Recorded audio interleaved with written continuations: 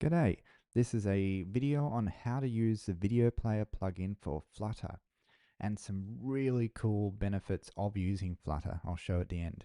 Now the video player works on Android, iOS, macOS X and Chrome, so the web version as well. So I'm into my Visual Studio Code. It's going to create a new Flutter application, give it a name, Video Flutter. Now it's going to go and create all the basic files for that. Just a demo application, you might say. And we can run this demo application by making sure we're selected macOS X and push the debug run command in the top right hand corner, the little play button. It's now going to build the Mac application. This is an actual Mac application it's building. So it's running natively on the Mac through Dart. There we are, we're starting up. And this is the demo application that comes with Flutter when you first create a new package. See, so it's a proper Mac app with all the standard Mac functionality.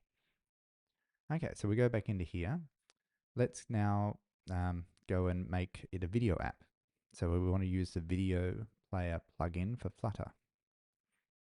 So the first thing we need to do is we need to add in the module, the video underscore player module or plugin or whatever you want to call it, library dependency into Flutter.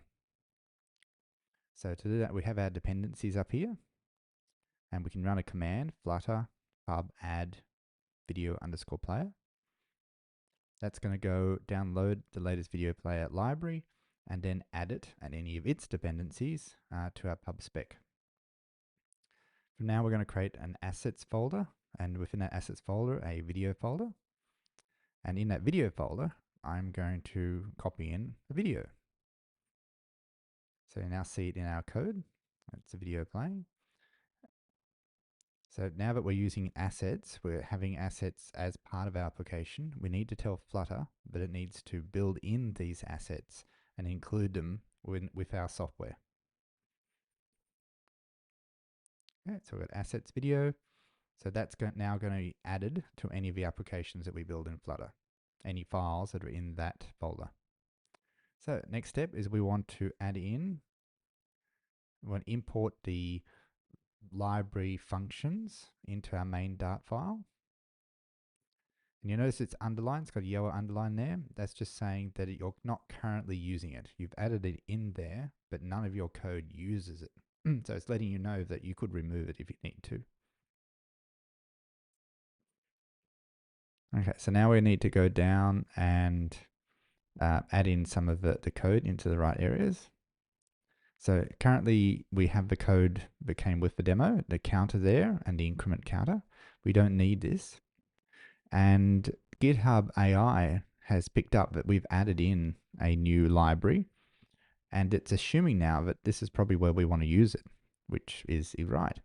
Notice there's a yellow underline on underscore controller, again just telling us we're not currently utilizing that. So we want to update the application itself. Currently it displays the number that we've incremented when we have a plus symbol. So now we want to create the video in there. Now to use the underscore controller, we need to override the init state and set some functionality within it. So here, again, the GitHub AI Copilot has assumed what we want to do, and it's assumed it a little bit correct. We just need to now modify it to say, no, we're going to use an asset, and the video asset we're going to use on that. In addition to putting all that in, so in that there's a set state there. After initialize, that just makes sure that we update the UI once the video is loaded so that the first frame is displayed. And I'm going to set looping to be true. So once the video completes, it's going to continue on and do it again, since it's only a short video. So in here, I'm going to take out the code for the counter, remove all that widget. And I'm going to add in the aspect ratio widget, which will make sure that the video keeps within the aspect ratio of it. So in our case, it's portrait, vertical. And so we want to make sure that it's displayed correctly that way. So the widget will set itself. And now we also need to have an action button to play and stop the video. And here we're putting that down there. Now we're making sure the action button has the appropriate icon for pause or play. This is all the same demonstration code, but it comes part of the video_player.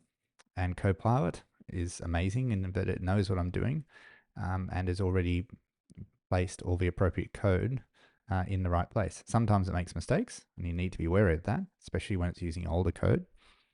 But a lot of the time, it picks it up very, very well when you're doing simple demo stuff like this. So now I'm going to build that macOS X application. It's going to include the asset video rainbow.mp4. Bingo. So we've now created an macOS X app or application that scales, that moves, that we could copy to someone else as a complete application that includes the video and some functionality to play it. But wait, there's more.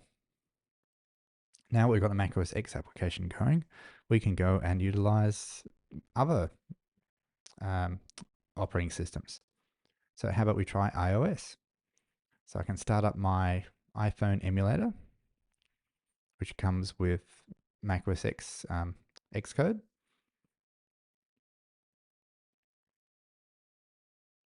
So I'm just going to move my code on to the left and the emulators on the right so that you can see. Okay, and there we go. We now have an emulated iPhone, an iOS app that is complete, that we could then deploy to an iPhone. How about we try Android? Android emulator there. So it's going to compile that for the Android. That's an APK, send it across, and bingo, we have our video app playing on Android. So we have iPhone, macOS X, Android. How about the web? So we can utilize the Chrome functionality and we can run it as an app in Chrome. This will convert it over to, I think, JS, JavaScript, and compile it as a web app. Bingo, we now have a web app. It conforms to all the standard requirements, aspect ratio, and so forth. And we have it playing. But the really cool feature is all of these are now linked to our code. And because of the way Dart and Flutter works, we can modify our code. And when we save it, it can send the updated framework to our test devices. So we've made a code change and all 4 test code updated immediately. This allows us to make code changes, but as you change and improve, especially MVP apps, and test them out and see them on all the different frameworks, all the different emulators straight away. So there's no need to rewrite your app for each device or run it on one, test it, make sure it works, and then open up the next one, test it, make sure it works. We can do it all at once, make sure it looks correct, test them all, and then we're happy. Then we can restart that. We can control all those emulated apps. And of course, we can send it to a physical device and test it that way. Yep. So that's how to play videos on multiple emulators for Flutter.